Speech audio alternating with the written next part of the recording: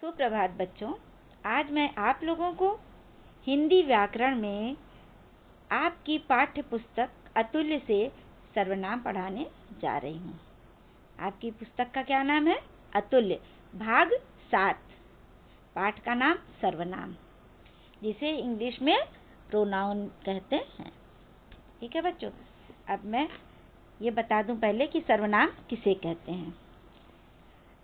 सर्वनाम संज्ञा के स्थान पर प्रयोग किए जाने वाले शब्दों को हम सर्वनाम कहते हैं। जैसे कि राम पुस्तक पढ़ता है।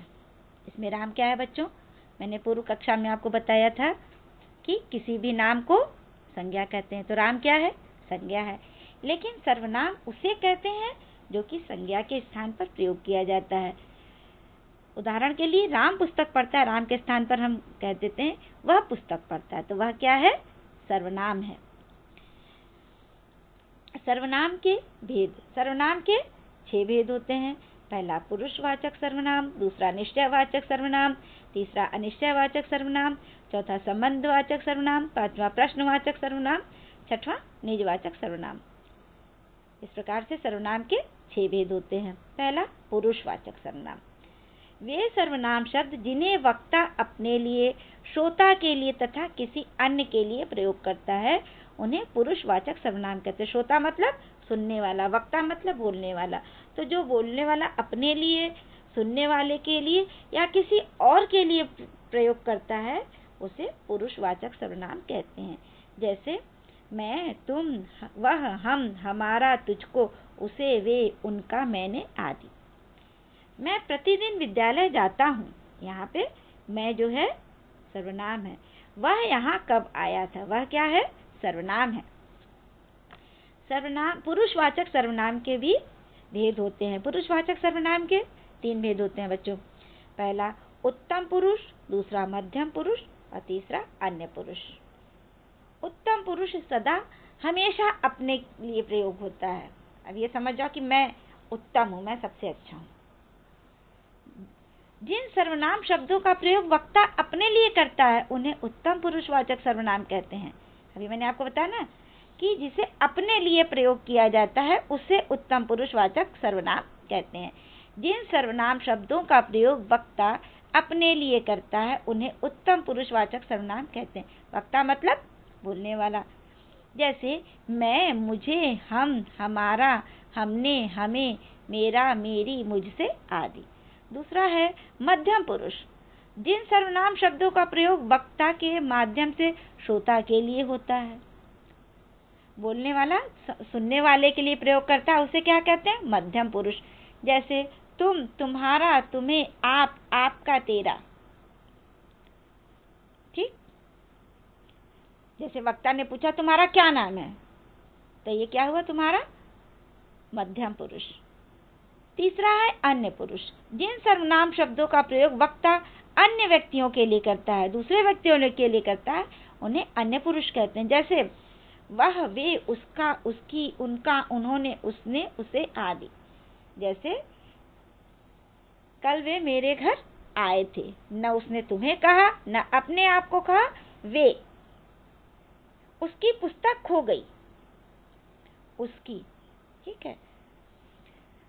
ध्यान रखने योग्य जो बात है वो मैं बता दूं। जब सर्वनाम शब्दों के साथ कारक चिन्हों का प्रयोग होता है, तो इनके अनेक रूप हो जाते हैं, तब इसका रूप बदल जाता है जब कारक के साथ प्रयोग होता है। उत्तम पुरुष सर्वनाम मैं के कारकी रूप। मैं जब कारक में बदलता है तो क्या हो जाता है? कर्ता कारक, एक वचन, और यहाँ है बहुवचन। कर्ता कारक मैं, मैंने, एक वचन। बहुवचन होगा हम, हमने, हम लोगों ने। कर्म कारक मुझे, मुझको, एक वचन। बहुवचन हमें, हमको, हम लोगों ने, हम लोगों को। करण कारक एक वचन मुझसे, मेरे द्वारा। बहुवचन हमसे, हमारे द्वारा। संप्रदान कारक मुझे, मुझको, मेरे लिए, एक वचन। हमें, हमको, हमारे लिए, बहुवचन। अपादान कारक मुझसे अलगाव के लिए, मतलब अलग होने के लिए, और हमसे अलगाव के लिए।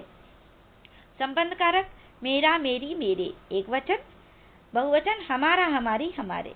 अधिकरण कारक मुझ में, मुझ पर, एक वचन। हम में, हम पर, बहुवचन। मध्यम पुरुष सर्वनाम तू के कारकी रूप। ये सब कारक के रूप में जब आते हैं तो बदल जाता है। जैसे कर्ता कारक एक वचन तू तूने, बहुवचन तुम तुमने। ये मध्यम पुरुष सर्वनाम के बारे में बता रहे बच्चों। कर्म कारक तुझे तुझको तुम्हें तुमको। करण कारक तुझसे तेरे द्वारा तुमसे तुम्हारे द्वारा। संप्रदान कारक तुझे तुझको तेरे लिए एक वचन, तुम्हें तुमको तुम्हारे लिए बहुवचन। अपादान कारक तुझसे अलगाव के लिए अलग होने के लिए बहुवचन तुमसे। संबंध कारक तेरा तेरी तेरे एक वचन, तुम्हारा तुम्हारी तुम्हारे बहुवचन। इसी प्रकार अधिकरण कारक तुझ में तुझ पर एक वचन, तुम में तुम पर बहुवचन। अन्य पुरुष सर्वनाम वह के कार के रूप। अभी मैंने बताया ना पुरुषवाचक सर्वनाम के 3 भेद होते हैं। तो पहले मैंने आपको उत्तम पुरुष के बारे में बताया, मध्यम पुरुष के बारे में बताया। अब मैं आपको बता रही अन्य पुरुष सर्वनाम वह के कार की रूप। कर्ता कारक एक वचन होगा वह उसने, बहुवचन होगा वे उन्होंने। कर्म कारक एक वचन उसको उसे, बहुवचन उन्हें उनको। करण कारक एक वचन उससे उसके द्वारा, बहुवचन उनसे उनके द्वारा। कारक एक वचन बहुवचन। संप्रदान कारक उसको उसके लिए, बहुवचन उनको उनके लिए। अपादान कारक एक वचन उससे अलगाव के लिए, बहुवचन उनसे अलगाव के लिए। संबंध कारक उसकी उसका उसके एक वचन, उनकी उनका उनके बहुवचन। अधिकरण कारक उसमें उस पर एक वचन, उनमें उन पर बहुवचन।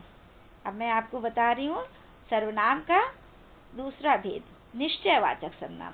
जिन सर्वनाम शब्दों से किसी निश्चित वस्तु या व्यक्ति की ओर संकेत किया जाता है उन्हें निश्चयवाचक सर्वनाम कहते हैं। जैसे यह मेरा घर है, वे मेरे पिताजी हैं, वह मेज छोटी है। तो इन वाक्यों में देखिए बच्चों, यह वे तथा वे शब्द निकट अथवा दूर की किसी निश्चित वस्तु या व्यक्ति की ओर संकेत कर रहे हैं, इसलिए निश्चयवाचक सर्वनाम है। अब निश्चयवाचक सर्वनाम यह के कारकी रूप। पहले कारक कर्ता कारक यह, इसने एक वचन, बहुवचन ये इन्होंने। कर्म कारक एक वचन इसे इसका, बहुवचन इन्हें इनका। करण कारक एक वचन इससे इसके द्वारा, बहुवचन इनसे इनके द्वारा। संप्रदान कारक एक वचन इसे इसको इसके लिए, बहुवचन इन्हें इनको इनके लिए। अपादान कारक इससे अलगाव के लिए एक वचन, बहुवचन इनसे। संबंध कारक एक वचन इसकी इसके इसका, बहुवचन इनकी इनके इनका। अधिकरण कारक एक वचन इसमें इस पर, बहुवचन इनमें इन पर।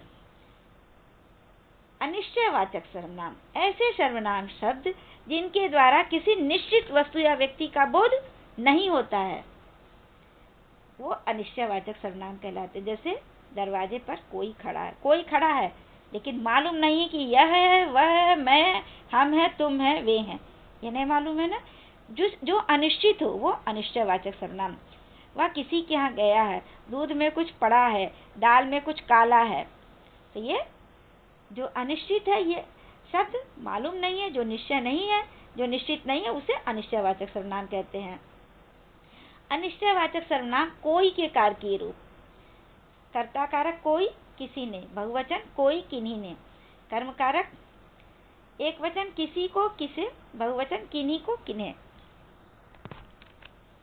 करण कारक किसी के द्वारा किसी से, बहुवचन किन्हीं के द्वारा किन्हीं से। संप्रदान कारक एक वचन किसी को किसी के लिए, बहुवचन किन्हीं को किन्हीं के लिए। अपादान कारक एक वचन किसी से अलगाव के लिए, किन्हीं से अलगाव के लिए। संबंध कारक किसी का किसी के किसी की, बहुवचन किन्हीं का किन्हीं के किन्हीं की। अधिकरण कारक किसी में किसी पर एक वचन, किन्हीं में किन्हीं पर बहुवचन। संबंधवाचक सर्वनाम ऐसे सर्वनाम शब्द जो वाक्य में प्रयुक्त अन्य सर्वनामों के साथ संबंध बताते हैं संबंधवाचक सर्वनाम कहलाते हैं। संबंध एक वाक्य का दूसरे वाक्य से जो संबंध बताएं उसे संबंधवाचक सर्वनाम कहते हैं। जैसे जिसकी लाठी उसकी भैंस, यहाँ जिसकी और उसकी का संबंध है। जैसा करोगे वैसा भरोगे, जैसी करनी वैसी भरनी, जो होना है सो होगा, जैसा बोओगे वैसा काटोगे। तो जैसा वैसा जिसकी उसकी जो सो, ये सभी शब्द एक वाक्य का एक दूसरे वाक्य से संबंध बताते हैं, इसलिए यहाँ पर संबंधवाचक सर्वनाम है। इसके बाद है बच्चों प्रश्नवाचक सर्वनाम। ऐसे सर्वनाम शब्द जिनका प्रयोग प्रश्न पूछने के लिए होता है प्रश्नवाचक सर्वनाम कहलाते हैं। ऐसे सर्वनाम शब्द जिनका प्रयोग प्रश्न पूछने के लिए होता है प्रश्नवाचक सर्वनाम कहलाते हैं। जैसे तुम क्या चाहते हो, गाड़ी में कौन बैठा है, यह किसकी पुस्तक है। मतलब ये प्रश्न पूछ रहे हैं, क्या, कौन, किसके, वहाँ कौन बैठा है, तुम कहाँ रहते हो। तो इस प्रकार जो प्रश्न सूचक शब्द हैं तो ये प्रश्नवाचक सर्वनाम को इंगित करते हैं। निजवाचक सर्वनाम वाक्य में प्रयुक्त वे सर्वनाम शब्द जिनसे किसी की निजता या अपनेपन का बोध होता है उन्हें निजवाचक सर्वनाम कहते हैं। जैसे मैं अपना काम स्वयं कर लूँगा, स्वयं मतलब अपने आप, मैं खुद चला जाऊँगा, खुद, हम स्वतः ही आगरा पहुँच जाएंगे। तो स्वयं, खुद, स्वतः, अपने आप, ये सभी शब्द निजता को प्रदर्शित कर रहे हैं, निजता या अपनेपन का बोध करा रहे हैं, इसलिए यहाँ पर निजवाचक सर्वनाम है। अब बच्चों में आपको सर्वनाम के मैंने आज आपको भेद बता दिए, उदाहरण भी समझा दिया। अब मैं आपको गृह कार्य दे रही हूँ। गृह कार्य में मैंने दिया है प्रश्न, सही कथन के आगे सही तथा गलत कथन के सामने गलत का चिन्ह लगाना है। और इसके बाद का प्रश्न है, दूसरा प्रश्न है, निम्नलिखित वाक्यों से सर्वनाम शब्द चुनकर लिखिए तथा उनके भेद भी बताइए। ये 3 वाक्य दिए हैं, इनमें से जो सर्वनाम शब्द हो उसे आपको यहाँ लिखना है और उसका कौन सा भेद है इधर लिखना है। तीसरा शब्द मैंने रिक्त स्थानों की पूर्ति सर्वनाम शब्दों के द्वारा करने के लिए दिया है। रिक्त स्थान है, अपना काम पूरा कर लिया, यहाँ पर आपको उचित सर्वनाम शब्द भरने हैं। शायद रिक्त स्थान कल दिल्ली जाएगा, यहाँ पे आपको सर्वनाम शब्द भरने हैं। इसके बाद खाना खा लिया है, इसमें आपको रिक्त स्थान में उचित सर्वनाम शब्द भरने हैं। यह गीत, रिक्त स्थान गाया है, यहाँ पे भी आपको सर्वनाम शब्द भरने हैं। इस प्रकार से मैंने आपको आज सर्वनाम पढ़ा दिया। धन्यवाद बच्चों।